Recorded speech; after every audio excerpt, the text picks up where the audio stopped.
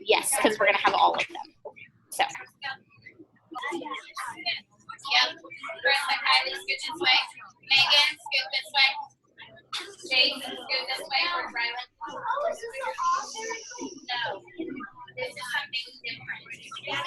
You're going to find ourselves a second. All right, give me 5.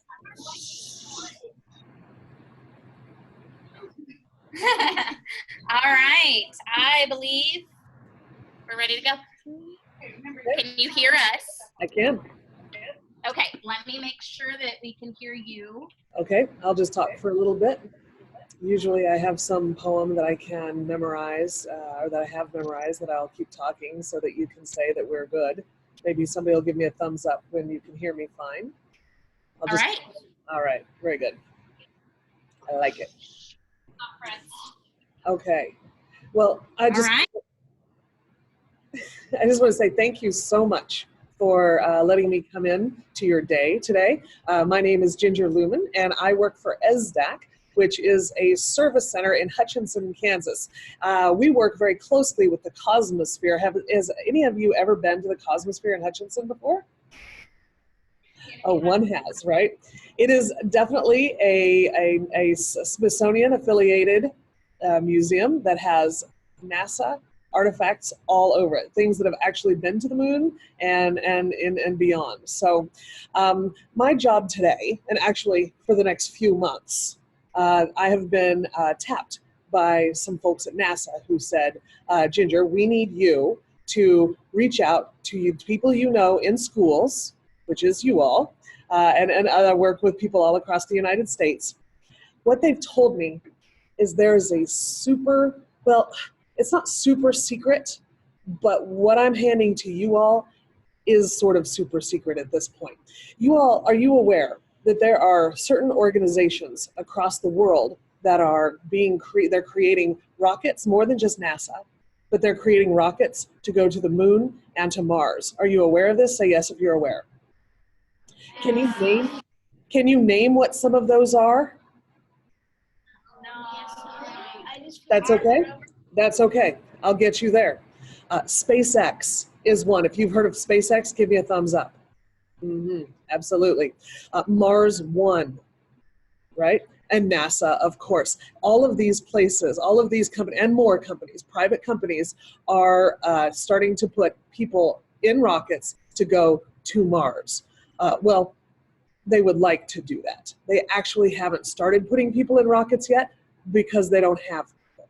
What they need people who will volunteer to go to Mars for the first time ever in human existence. And this is where you and I come in.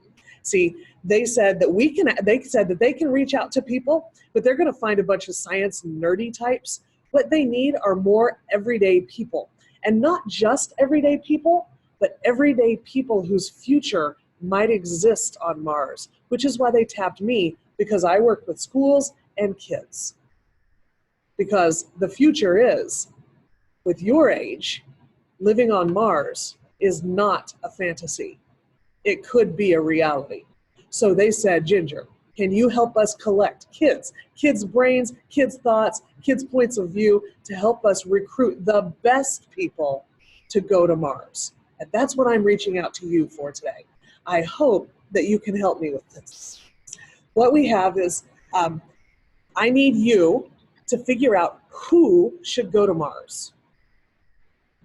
I don't know who. Should it be kids? Should it be single people? Should it be married people? Should it be whole families? Should it be old people? Because here's the thing, guys. Once they get on that rocket and get sent toward Mars, they're never coming back.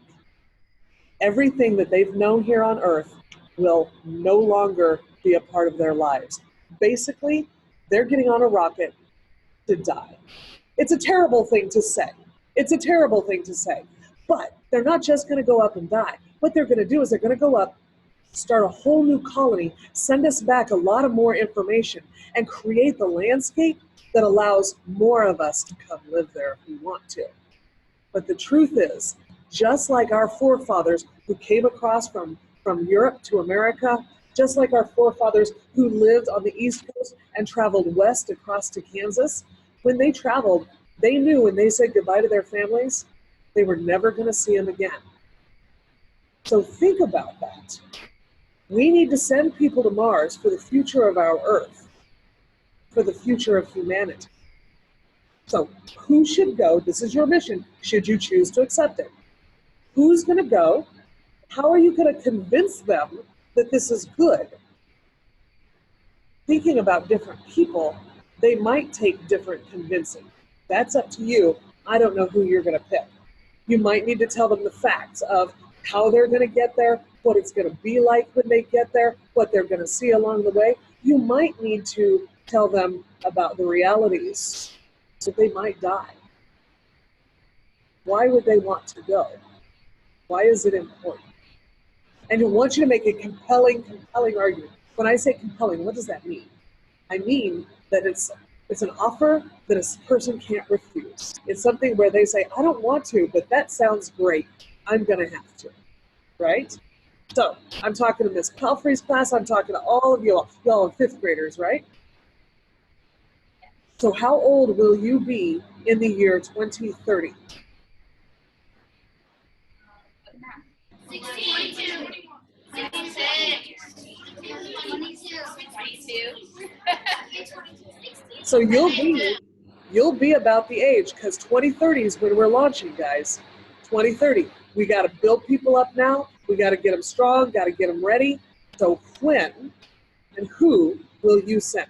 That's your mission, should you choose to take that. Is there anything else that we need to talk about? Do you have questions? Questions? Any questions? Kellen, you guys speak up. What type of material? I can't hear. You have to talk really loud. Come up here. Come here. Come here. Stand over here in front of the camera. Squat down. There we go. What type of material would you have to use if it's it might burn up entering the atmosphere? What type of materials might we use for what? Like Louder. for the spaceship to Oh, make sure that I'm not sure about that. I'm going to leave that up to the geniuses at SpaceX, to Mars One, and to NASA. What I need for you guys, you can figure out that information, because somebody wants to know, if I'm going to say goodbye to my family, I don't want to get on a rocket and just die. I want to get to Mars and live out my life there, right? So you're going to convince them that it's safe. So you're going to have to figure that out, right? But how will you convince them? How will you get the message to them? Are we going to talk one-to-one to every single person? Or are we going to create something like a poster series or a webcast or a brochure or I don't know. What will you create to get people to say, I'm interested in it? Yeah, that's what you're going to have to think about. I appreciate that. Thank you, man. Thank you for your question. Dalton, up here.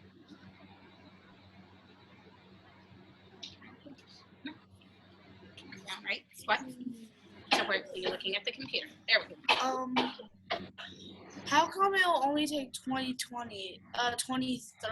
Is it because you need to find more people, or because it's going to take that long to build the rocket and to learn more about Mars? You know, that's a really good question. That's a really good question. Some of these companies that are getting ready to send rockets to Mars aren't quite ready to have regular people. So they'll send up their first people first. But who knows? Maybe they need some people right now. By next year, I'm not sure. That's why I'm asking you now. So you might think about younger people by the time they'll be older, and you might think about older people right now. It's up to you. Because if it's older people, then it takes about 2 years to get to Mars, right? Then it takes about 2 Earth years for 1 year in Mars. Okay. So are you thinking that you want to get older people or younger people? He's thinking younger people. Okay. Right. Well, Do and you have time for just a couple questions? Yeah, just Ms. Palfrey, you go ahead and run this. And I know you can answer a lot of these questions too. I'll send you an email because I do have another meeting I need to get to. So if you have answers to questions, you can, but I can answer a couple more. It's up to you on your time. Okay, well, we will do 2 more questions if that's okay with you, and Yep. so that you can meet Braddock. Come up here. And there you go. Talk really loud. So about how many people are you expecting to launch? You know, each company is different because there's a lot of private companies doing this now. And what I've been asked to do is to gather as many people who might be interested. They suspect that there won't be a lot of people who are interested. So we really need to get as many, and then they'll narrow it down based on people who are physically fit enough, who are mentally fit enough, and who actually, because people might say, hey, I want to do that. And then at the last minute realize that they're never going to see Earth or their families ever again, and they may back out. So we got to get a few hundred people. You're not the only school I'm talking to. I'm talking to schools all across the United States. Thank you. All right, Megan, last question. And then I'll You guys answer are asking questions. great questions. Up here in front of the camera. There you go. Talk loud enough she can So, hear you. would you have to bring, like, how much stuff can you bring with you on the rocket? That's a really good question because some people pack lighter than others. Some people think they need to bring a whole household. So that's maybe some research that you do. I know that you can't take everything, but if you're going to live there for the rest of your life, you've got to have some comforts of home, right?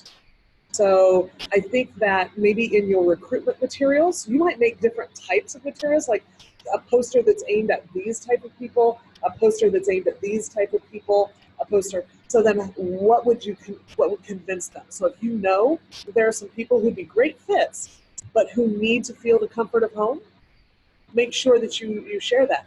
If you know that there are other people who would also be a great fit, but they don't care about the comforts of home, then you can target your recruitment in that direction. It's up to you how you do that, okay?